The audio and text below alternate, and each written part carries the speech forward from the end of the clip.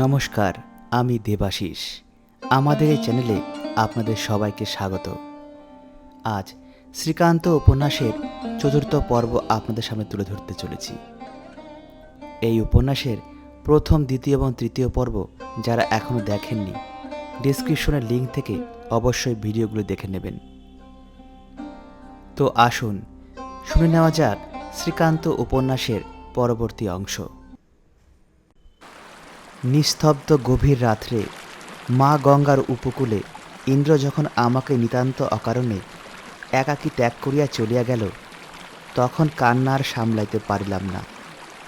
তাহাকে যে ভালোবাসিয়াছিলাম সে তাহার কোনো মূল্যই দিল না। পরের বারে যে কঠিন শাসনপাশ উপেক্ষা করিয়া তাহার সঙ্গে গিয়াছিলাম, তাহারও এতটুকু মর্যাদা রাখিল না। উপরন্তু অপয়া অকর্মণ্য বলিয়া একান্ত অসহায় অবস্থায় বিদায় দিয়া স্বচ্ছন্দে চলিয়া গেল। তাহার এই নিষ্ঠুরতা আমাকে যে কত বিধিয়াছিল তাহা বলিবার চেষ্টা করাও বাহুল্য। তারপরে অনেক দিন সেও আর সন্ধান করিল না, আমিও না। দৈবত পথে ঘাটে যদি কখনো দেখা হইয়াছে, এমন করিয়া মুখ ফিরাইয়া আমি চলিয়া গিয়াছি যেন তাহাকে দেখিতে পাই নাই। কিন্তু আমার এই যেনটা আমাকে শুধু সারাদিন তুষের আগুনে দগ্ধ করিত, তাহার কতটুকু ক্ষতি করিতে পারিত। ছেলে মহলে সে একজন মস্ত লোক, ফুটবল ক্রিকেটের দলের কর্তা, জিমন্যাস্টিক আখড়ার মাস্টার। তাহার কত অনুচর, কত ভক্ত। আমি তো তাহার তুলনায় কিছুই নয়। তবে কেনই বা দুদিনের পরিচয়ে আমাকে সে বন্ধু বলিয়া ডাকিল, কেনই বা বিসর্জন দিল। কিন্তু সে যখন দিল, তখন আমিও টানাটানি করিয়া বাঁধিতে গেলাম না। আমার বেশ মনে পড়ে, আমাদের সঙ্গী সাথীরা যখন ইন্দ্রে উল্লেখ করিয়া তাহার সম্বন্ধে নানাবিধ অদ্ভুত আশ্চর্য গল্প শুরু করিয়া দিত, আমি চুপ করিয়া শুনিতাম। একটা কথার দ্বারাও কখনো ইহা প্রকাশ করি নাই যে সে আমাকে চিনে, কিংবা আমি তাহার সম্বন্ধে কোনো কথা জানি। সেই বয়সে আমি কেমন করিয়া যেন জানিতে পারিয়াছিলাম, বড় ও ছোট বন্ধুর সচরাচর এমনি দাঁড়ায়। বোধ করি ভাগ্যবশে পরবর্তী জীবনে অনেক বড় বন্ধুর সংস্পর্শে আসিব বলিয়াই ভগবান দয়া করিয়া এই সহজ জ্ঞানটা আমাকে দিয়াছিলেন যে কখনো কোনো কারণেই যেন অবস্থাকে ছাড়াইয়া বন্ধুত্বের মূল্য ধার্য করিতে না যাই। গেলেই যে দেখিতে দেখিতে বন্ধু প্রভু হইয়া দাঁড়ান এবং সাধের বন্ধুত্ব পাশ দাসত্বের বেরিয়ে হইয়া ছোটর পায়ে বাজে, এই দিব্যজ্ঞানটি এত সহজে এমন সত্য করিয়াই শিখিয়াছিলাম বলিয়া লাঞ্ছনার হাত হইতে চিরদিনের মতো নিষ্কৃতি পাইয়া বাঁচিয়াছি। ৩-৪ মাস কাটিয়াছে, উভয়েই উভয়কে ত্যাগ করিয়াছি। তা বেদনা এক পক্ষের যত নিদারণী হোক, কেহ কাহারও খোঁজ করি না। দত্ততের বাড়িতে কালী পূজা উপলক্ষে পাড়ার শখের থিয়েটারে স্টেজ বাঁধা হইতেছে। মেঘনাদ বধ হইবে। ইতিপূর্বে পাড়া গায়ে যাত্রা অনেকবার দেখিয়াছি, কিন্তু থিয়েটার বেশি চোখে দেখি নাই। সারাদিন আমার নাওয়া খাওয়াও নাই, বিশ্রামও নাই। স্টেজ বাঁধায় সাহায্য করিতে পারিয়া একবারে কৃতার্থ হইয়া গিয়াছি। শুধু তাই নয়, যিনি রাম সাজিবেন স্বয়ং তিনি সেদিন আমাকে একটা দড়ি ধরিতে বলিয়াছিলেন। সুতরাং ভারী আশা করিয়াছিলাম, রাত্রে ছেলেরা যখন কানাতের ছিঁড়া দিয়া গিন রুমের মধ্যে উকি মারিতে গিয়া লাঠির খোঁচা খাইবে, আমি তখন শ্রীরামের কৃপায় বাঁচিয়া যাইব। হয়তোবা আমাকে দেখিলে এক আধবার ভিতরে যাইতেও দিবেন। কিন্তু হায়রে দুর্ভাগ্য! সমস্ত দিন যে প্রাণপাত পরিশ্রম করিলাম, সন্ধ্যার পর আর তাহার কোনো পুরস্কারই পাইলাম না। ঘণ্টার পর ঘণ্টা গ্রিন রুমের দ্বারের সন্নিকটে দাঁড়াইয়া রহিলাম। রামচন্দ্র কতবার আসিলেন গেলেন, আমাকে কিন্তু চিনিতে পারিলেন না। একবার জিজ্ঞাসা করিলেন না, আমি অমন করিয়া দাঁড়াইয়া কেন? অকৃতজ্ঞ রাম! দড়ি ধরার প্রয়োজনও কি তাহার একেবারে শেষ হইয়া গিয়াছে? রাত্রি 10টার পর থিয়েটারের পয়লা বেল হইয়া গেলে নিতান্ত ক্ষুণ্ণ মনে সমস্ত ব্যাপারটার ওপরেই হতশ্রদ্ধ হইয়া সম্মুখে আসে একটা জায়গা দখল করিয়া বসিলাম। কিন্তু অল্পকালের মধ্যেই সমস্ত অভিমান ভুলিয়া গেলাম। সে কি প্লে! জীবনে অনেক প্লে দেখিয়াছি বটে, কিন্তু তেমনটি আর দেখিলাম না। মেঘনাদ স্বয়ং এক বিপর্যয় কাণ্ড। তাহার 6 হাত উঁচু দেহ, পেটের ঘেরটা 4 সাড়ে 4 হাত। সবাই বলিত মরিলে গরুর গাড়ি ছাড়া উপায় নাই। অনেক দিনের কথা, আমার সমস্ত ঘটনা মনে নাই, কিন্তু এটা মনে আছে তিনি সেদিন যে বিক্রম প্রকাশ করিয়াছিলেন, আমাদের দেশের হারান পলসায় ভীম সাজিয়া মস্ত একটা সজিনার ডাল ঘাড়ে করিয়া দাঁত কিরমির করিয়া তেমনটি করিতে পারিতেন না। ড্রপ সিন উঠিয়াছে, বোধ করি বা তিনি লক্ষণী হইবেন। অল্প স্বল্প বীরত্ব প্রকাশ করিতেছেন। এমনই সময়ে সেই মেঘনাদ কোথা হইতে একেবারে লাফ দিয়া সম্মুখে আসিয়া পড়িল।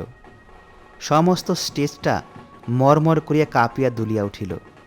ফুটলাইটের গোটা 5-6 ল্যাম্প উল্টাইয়া নিবিয়া গেল এবং সঙ্গে সঙ্গে তাহার নিজের পেট বাঁধা জরির কোমরবন্ধটা পটাশ করিয়া ছিঁড়িয়া পড়িল। একটা হইচই পড়িয়া গেল। তাহাকে বসিয়া পড়িবার জন্য কেহ বা সভয় চিৎকারে অনুনয় করিয়া উঠিল, কেহ বা সিন ফিলিয়া দিবার জন্য চেঁচাইতে লাগিল। কিন্তু বাহাদুর মেঘনাদ কাহারও কোনো কথায় বিচলিত হইলেন না। বা হাতের ধনুক ফেলিয়া দিয়া পেন্টুডানের মুঠ চাপিয়া ধরিয়া ডান হাতের শুধু তীর দিয়াই যুদ্ধ করিতে লাগিলেন। ধন্য বীর, ধন্য বীরত্ব!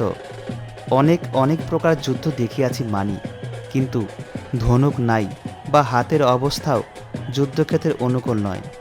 শুধু ডান হাত এবং শুধু তীর দিয়া ক্রমাগত যুদ্ধ কে কবে দেখিয়াছে? অবশেষে তাহাতেই জিত। বিপক্ষকে সে যাত্রা পলাইয়া আত্মরক্ষা করিতে হইল। আনন্দের সীমা নাই, মগ্ন হইয়া দেখিতেছি এবং এই অপরূপ লড়াইয়ের জন্য মনে মনে তাহার শতকোটি প্রশংসা করিতেছি।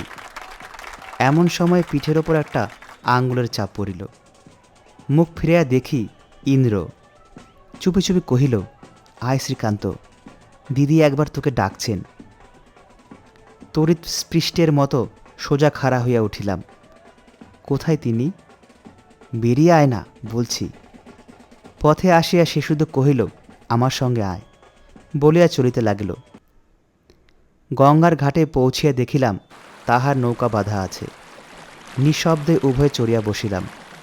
ইন্দ্র বাঁধন খুলিয়া দিল।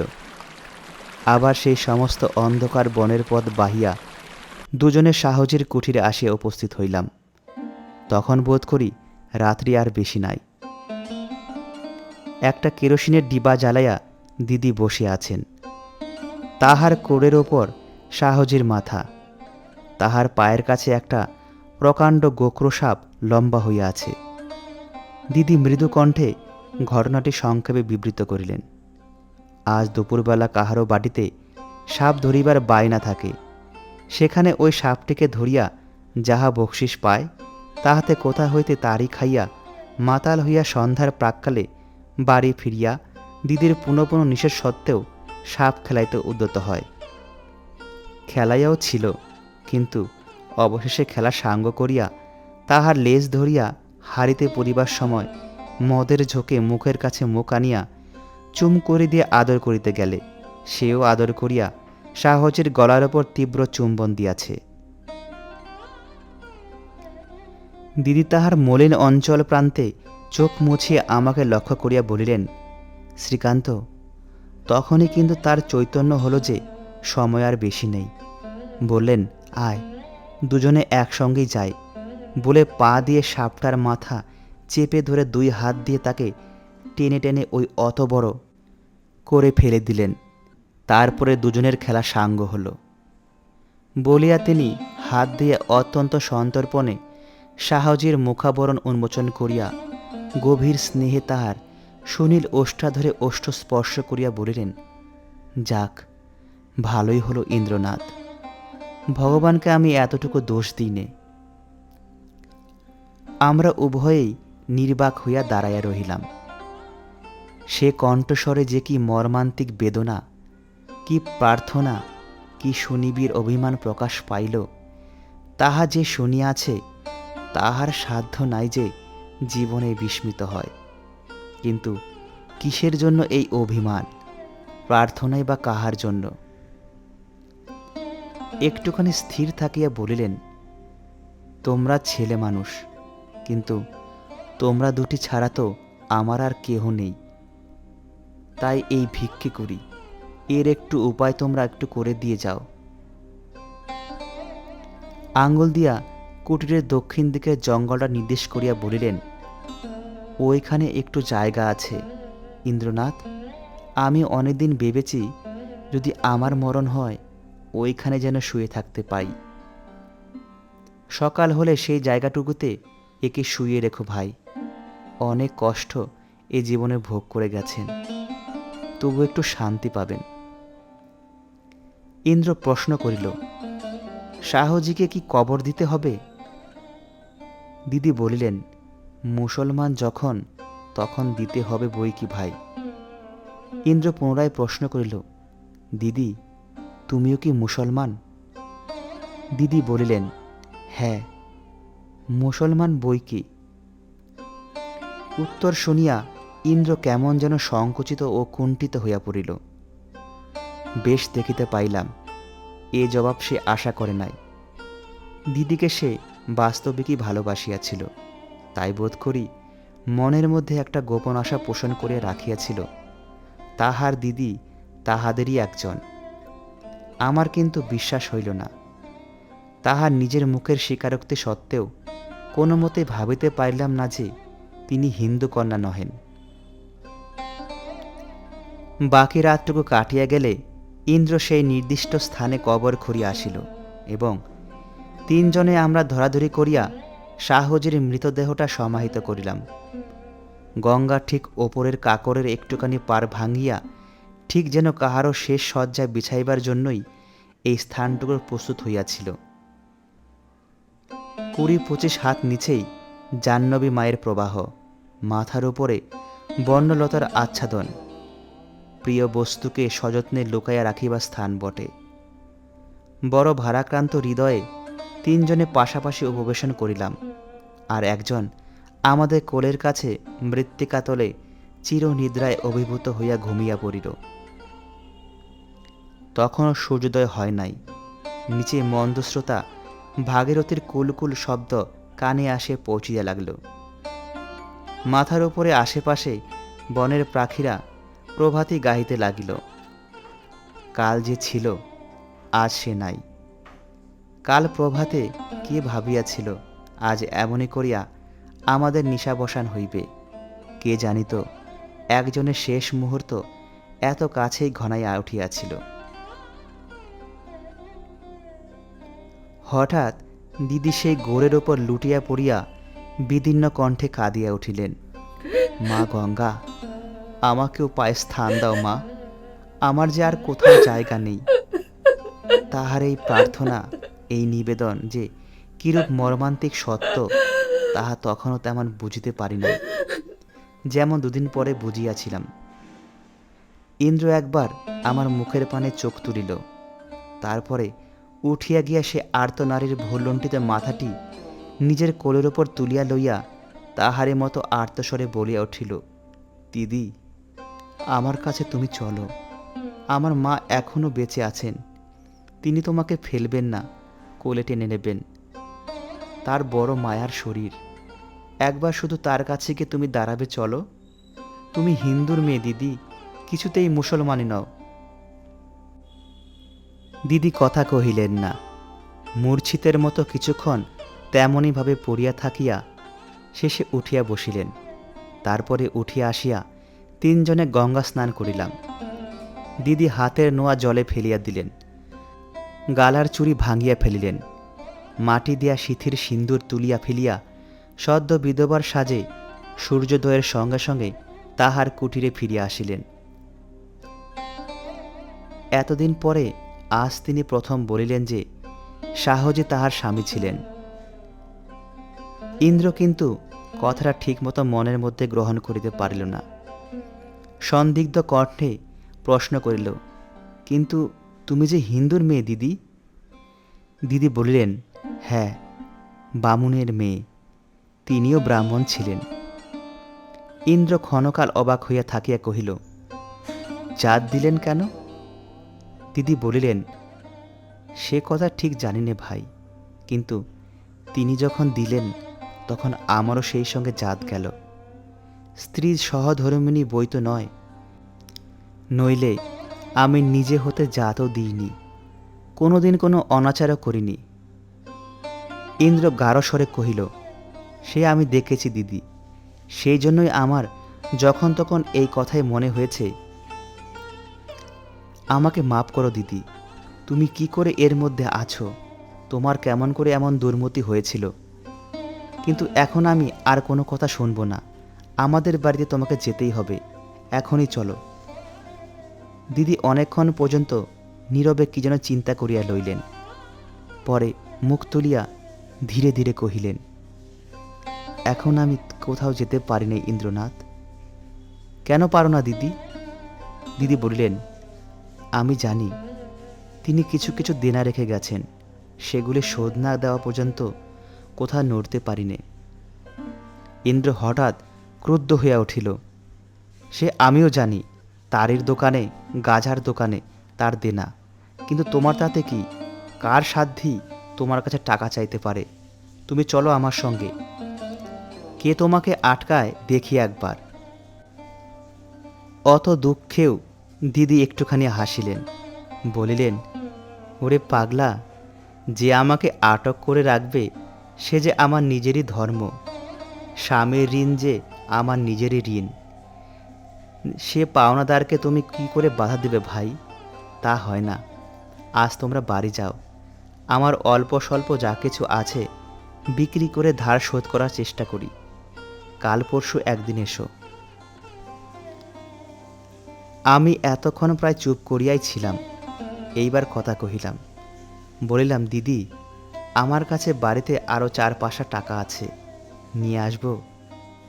কথাটা শেষ না হইতেই তিনি উঠিয়া দাঁড়াইয়া আমাকে ছোট্ট ছেলেটির মতো একেবারে বুকের কাছে টানিয়া লইয়া আমার কপালের ওপর তাহার ওষ্ঠাধর স্পর্শ করিয়া মুখের পানে চাহিয়া বলিলেন, না দাদা, আর এনে কাজ নেই। তুমি সেই যে টাকা 5টি রেখে গিয়েছিলে, তোমার সে দয়া আমি মরণ পর্যন্ত মনে রাখব ভাই। আশীর্বাদ করে যাই, তোমার বুকের ভেতরে বসে ভগবান চিরদিন যেন অমনি করে দুঃখীর জন্য চোখের জল ফেলেন। বলিতে বলিতেই তাহার 2 চোখ দিয়া ঝরঝর করিয়া জল ঝরিয়া পড়িতে লাগিল। বেলা 8টা-9টার সময় আরও বাটি ফিরিতে উদ্যত হইলে সেদিন তিনি সঙ্গে সঙ্গে রাস্তা পর্যন্ত আসিলেন। যাবার সময় ইন্দ্রের হাতে একটা হাত ধরিয়া বলিলেন, ইন্দ্রনাথ, শ্রীকান্তকে আশীর্বাদ করলুম বটে, কিন্তু তোমাকে আশীর্বাদ করি সে সাহস আমার হয় না। তুমি মানুষের আশীর্বাদের বাইরে, তবে ভগবানের শ্রীচরণে তোমাকে মনে মনে আজ সঁপে দিলুম। তিনি তোমাকে যেন আপনার করে নেন। ইন্দ্রকে তিনি চিনিতে পারিয়াছিলেন। তাহার বাধা দেওয়া সত্ত্বেও ইন্দ্র জোর করিয়া তাহার 2 পায়ের ধুলা মাথায় লইয়া তাহাকে প্রণাম করিল। কাঁদো কাঁদো হইয়া বলিল, দিদি, এই জঙ্গলে তোমাকে একলা ফেলে রেখে যেতে আমার কিছুতেই মন সরছে না। আমার কি জানি কেন কেবলই মনে হচ্ছে তোমাকে আর দেখতে পাবো না। দিদি জবাব দিলেন না। সহসা মুখ ফিরাইয়া চোখ মুছিতে মুছিতে সেই বনপথ ধরিয়া তাহার শোকাচ্ছন্ন শূন্য কুটিরে ফিরিয়া গেলেন। যতক্ষণ দেখা গেল তাহাকে দাঁড়াইয়া দেখিলাম, কিন্তু একটিবারও আর তিনি ফিরিয়া চাহিলেন না। তেমনি মাথা নত করিয়া একভাবে দৃষ্টির বাহিরে মিলাইয়া গেলেন। অথচ কেন যে তিনি ফিরিয়া চাহিলেন না তাহা দুজনেই মনে মনে অনুভব করিলাম। 3 দিন পরে স্কুলের ছুটির পর বাইর হইয়াই দেখি ইন্দ্র গেটের বাহিরে দাঁড়াইয়া আছে। তাহার মুখ অত্যন্ত শুষ্ক, পায়ে জুতা নাই, হাঁটু পর্যন্ত ধুলায় ভরা। এই অত্যন্ত দীন চেহারা দেখিয়া ভয় পাইয়া গেলাম। বড় লোকের ছেলে, বাহিরে সে একটু বিশেষ বাবু, এমন অবস্থা তাহার আমি তো দেখিই না। বোধ করি আর কেহ দেখে নাই। ইশারা করিয়া মাঠের দিকে আমাকে ডাকিয়া লইয়া গিয়া ইন্দ্র বলিল, দিদি নেই, কোথায় চলে গেছেন? আমার মুখের প্রতিও আর সে চাহিয়া দেখিল না। কহিল, কাল থেকে আমি কত জায়গায় যে খুঁজেছি, কিন্তু দেখা পেলাম না। তোকে একখানা চিঠি লিখে গেছেন, এই নে। বলিয়া একখানা ভাঁজ করা হলদে রঙের কাগজ আমার হাতে গুজিয়া দিয়াই সে আর একদিকে দ্রুতপদে চলিয়া গেল। বোধ করি হৃদয় তাহার এতই পীড়িত, এতই শোকাতুর হইয়াছিল যে কাহারও সঙ্গ বা কাহারও সহিত আলোচনা তাহার সাদাতীত হইয়া উঠিয়াছিল। সেইখানে আমি ধপ করিয়া বসিয়া পড়িয়া ভাঁজ খুলিয়া কাগজখানি চোখের সামনে মেলিয়া ধরিলাম। চিঠিতে যাহা লেখা ছিল, এতকাল পরে তাহার সমস্ত কথা যদিচ মনে নাই, তথাপি অনেক কথাই স্মরণ করিতে পারি। চিঠিতে লেখা ছিল, শ্রীকান্ত, যাইবার সময় আমি তোমাকে আশীর্বাদ করিতেছি।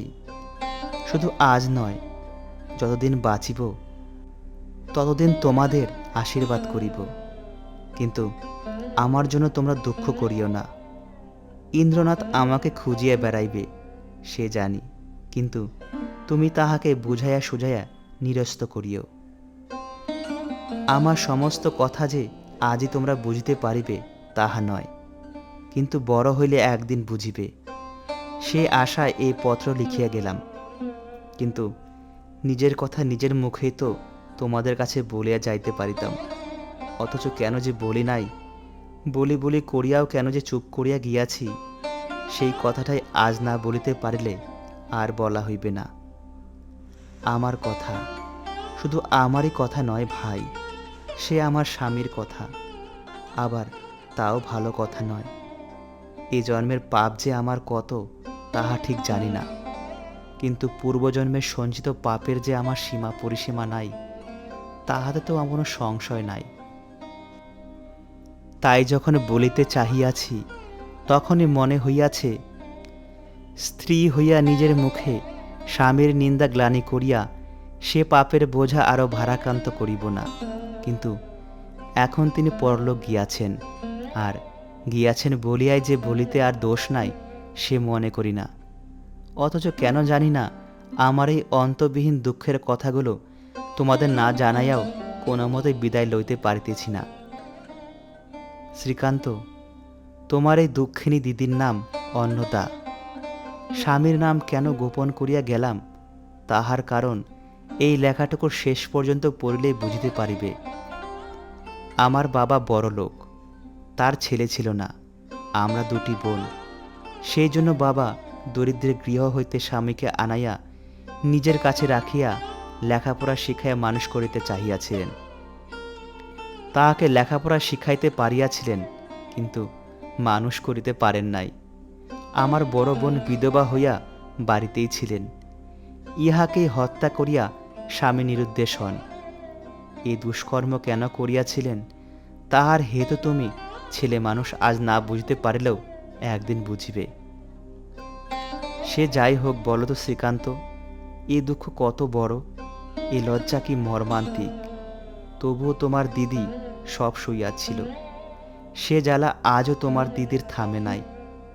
যাক সে কথা, তারপরে 7 বৎসর পরে আবার দেখা পাই।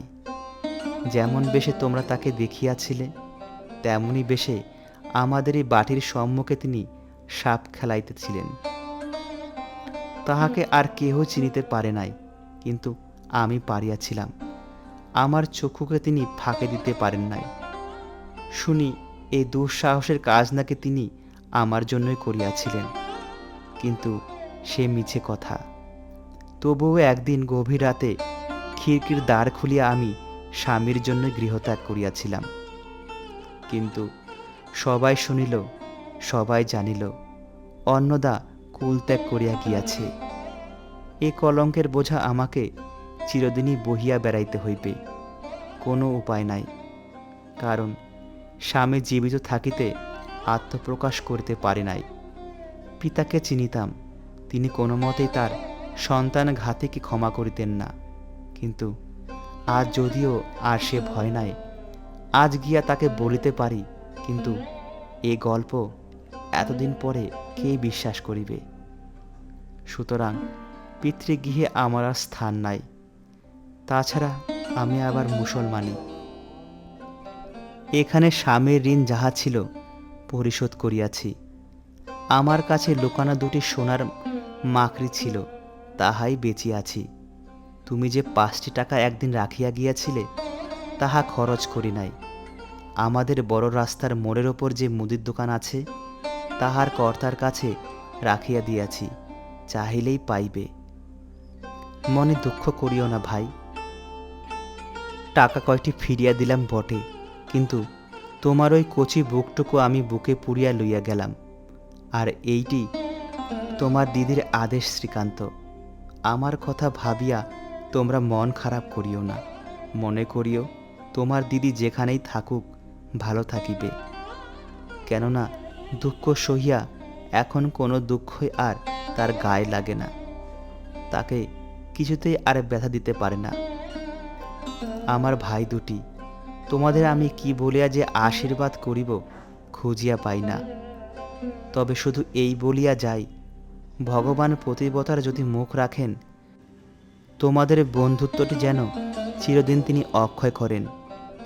তোমাদের দিদি অন্নদা। আজ একাকে গিয়া মুদির কাছে দাঁড়াইলাম। পরিচয় পাইয়া মুদি একটা ছোট্ট ন্যাকড়া বাহির করিয়া গেরো খুলিয়া দুটি সোনার মাকড়ি এবং 5টি টাকা বাহির করিল। টাকা কয়টি আমার হাতে দিয়া কহিল, বহু মাকড়ি দুইটি আমাকে 21 টাকায় বিক্রি করিয়া সাহজের সমস্ত ঋণ পরিশোধ করিয়া চলিয়া গিয়াছেন। কিন্তু কোথায় গিয়াছেন তাহা জানি না। এই বলিয়া সে কাহার কত ঋণ মুখে মুখে একটা হিসাব দিয়া কহিল। যাবার সময় বহুর হাতে 5.5 আনা পয়সা ছিল, অর্থাৎ 22টি মাত্র পয়সা অবলম্বন করিয়া এই নিরুপায় নিরাশ্রয় রমণী সংসারের সুদুর্গম পথে একাকী যাত্রা করিয়াছেন। পাছে তাহার সেই স্নেহাস্পদ বালক দুইটি তাহাকে আশ্রয় দিবার ব্যর্থ প্রয়াসে উপায়হীন বেদনায় ব্যথিত হয়, এই ভয়ে নিঃশব্দে অলক্ষ্যে বাইর হইয়া গিয়াছেন।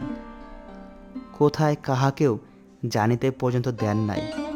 না দিন, কিন্তু আমার টাকা 5টি নিলেন না, অথচ নিয়াছেন মনে করিয়া আমি আনন্দে গর্বে কতদিন কত আকাশ কুসুম সৃষ্টি করিয়াছিলাম। আজ সব আমার শূন্যে মিলাইয়া গেল। অভিমানে চোখ ফাটিয়া জল আসিল। তাহাই এই বুড়ার কাছে লুকাইবার জন্য দ্রুতপদে চলিয়া গেলাম। বারবার বলিতে লাগিলাম, ইন্দ্রের কাছে তিনি কতই লইয়াছেন, কিন্তু আমার কাছে কিছুই লইলেন না। যাইবার সময় না বলিয়া ফিরাই দিয়া গেলেন। কিন্তু এখন আর আমার মনে সে অভিমান নাই। বড় হইয়া বুঝিয়াছি, আমি এমন কি সুকৃতি করিয়াছি যে তাহাকে দান করিতে পাইব। সেই জ্বলন্ত শিখায় যাহা আমি দিব, তাহাই বুঝি পুড়িয়া ছাই হইয়া যাইবে বলিয়াই দিদি আমার দান প্রত্যাহার করিয়াছিলেন। কিন্তু ইন্দ্র আর আমি কি এক ধাতুতে প্রস্তুত যে সে সেখানে দান করিবে, আমি সেখানে হাত বাড়াইব? তাছাড়া ইহাও তো বুঝতে পারি, দিদি কাহারও মুখ চাহিয়া সেই ইন্দ্রের কাছেও হাত পাতিয়াছিলেন। যাক যাক সেই কথা। তারপরে অনেক জায়গায় ঘুরিয়াছি, কিন্তু এই দুটো পোড়া চোখে আর কখনো তাহার দেখা পাই নাই। না পাই, কিন্তু অন্তরের মধ্যে সেই প্রসন্ন হাসি মুখখানি চিরদিন তেমনই দেখিতে পাই।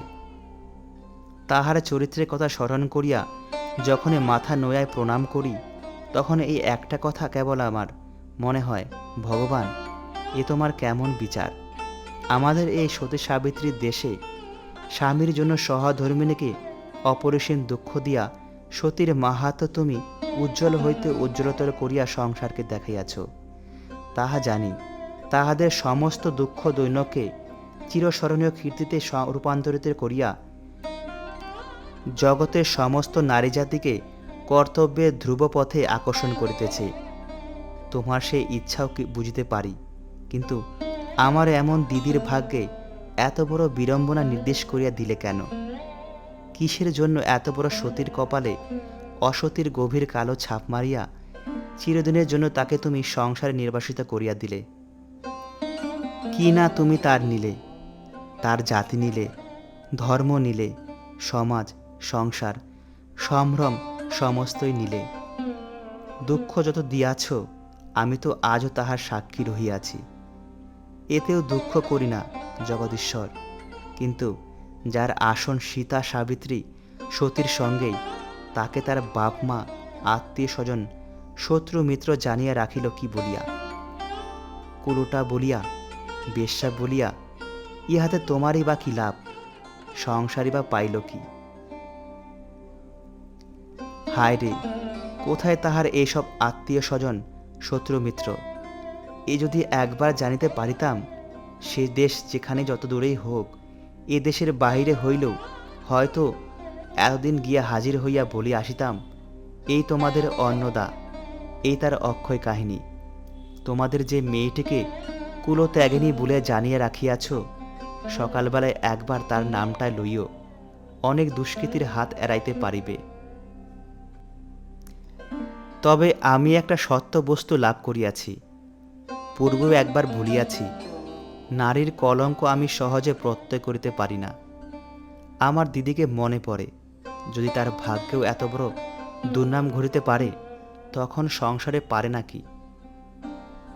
এক আমি, আর সেই সমস্ত কালের সমস্ত পাপ পুণ্যের সাক্ষী তিনি ছাড়া জগতে আর কেহ কি আছে যে অন্নদাকে একটুখানি স্নেহের সঙ্গে স্মরণ করিবে?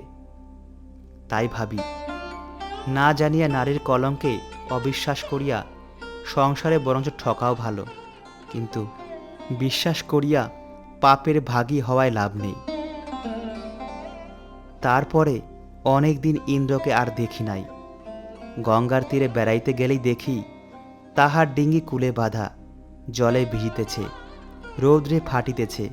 শুধু আর একটি দিন মাত্র আমরা উভয় সেই নৌকায় চড়িয়াছিলাম, সেই শেষ। তারপরে সেও আর চড়ে নাই, আমিও না। এই দিনটি আমার খুব মনে পড়ে, শুধু আমাদের নৌকা যাত্রার সমাপ্তি বলিয়াই নয়, সেদিন অখণ্ড স্বার্থপরতার যে উৎকৃষ্ট দৃষ্টান্ত দেখিতে পাইয়াছিলাম, তাহা সহজে ভুলিতে পারি না। সেই কথাটাই বলিব। এতক্ষণ শুনছিলেন শ্রীকান্ত উপন্যাসের ৪র্থ পর্ব। শ্রীকান্ত উপন্যাসের পরবর্তী গল্পগুলি শুনতে আমাদের চ্যানেলের পরবর্তী ভিডিওগুলি অবশ্যই ফলো করুন। দেখা হচ্ছে পরবর্তী ভিডিওতে। ততক্ষণ সবাই ভালো থাকবেন, সুস্থ থাকবেন।